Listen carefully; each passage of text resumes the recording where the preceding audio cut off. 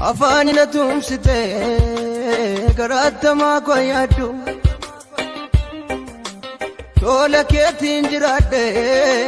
darbeen nufe waan hedduu yoomuu naaf amanamta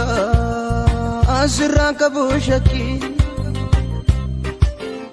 amaanatti ni hiixattu addanaaf kan kee harki afaan na tumsite garaatamaa koo yaaddu tola keetiin jiraadhe darbeen nufe waan hedduu akkan si jibbutti sin jaallanne akkan si dhiisutti sin argine ati naafadde akkan si jibbutti sin jaallanne akkan si dhiisutti sin argine ati naafadde akkan si jibbutti sin jaallanne akkan si dhiisutti sin argine ati naafadde ati naafadde ati naafadde ati naafadde ati naafadde ati naafadde ati naafadde ati naafadde siin argadhe waan guddaa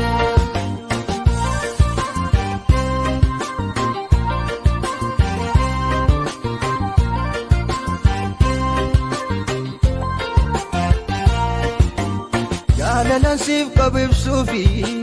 jechatu nan dhokatu dhugaa jiru dubbachuufis keessa kootu hin boqotu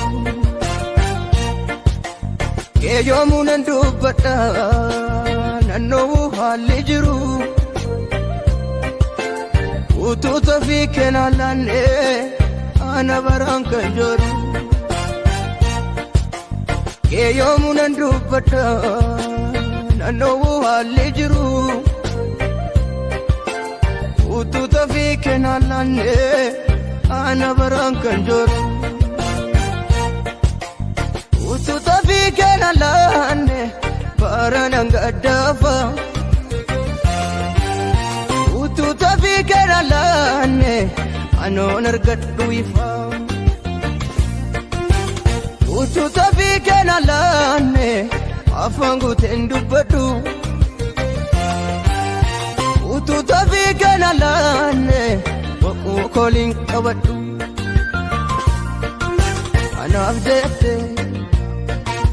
anaaf jette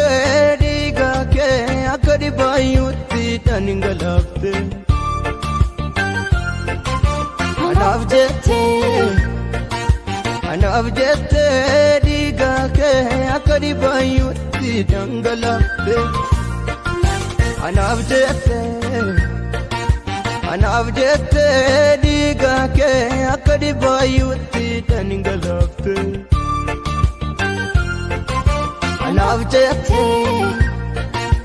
anaaf jette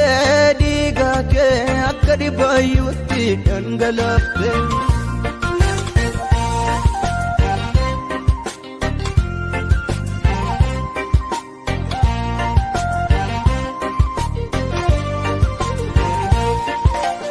seenaa koo tolchite dukkana koo ibsite sinna baasee birmadu oteetta kan gammadu seenaa koo tolchite dukkana koo ibsite sinna baasee birmadu oteetta kan gammadu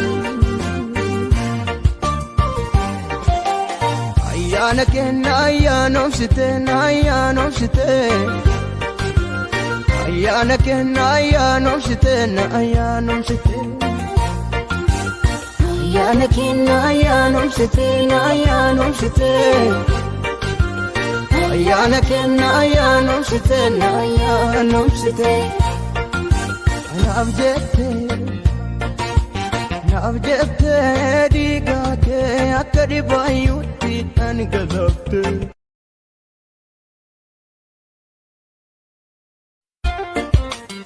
afaan na tumsite garaatamaa koo yaaddu tola keetiin jiraadhe darbeen nufe waan hedduu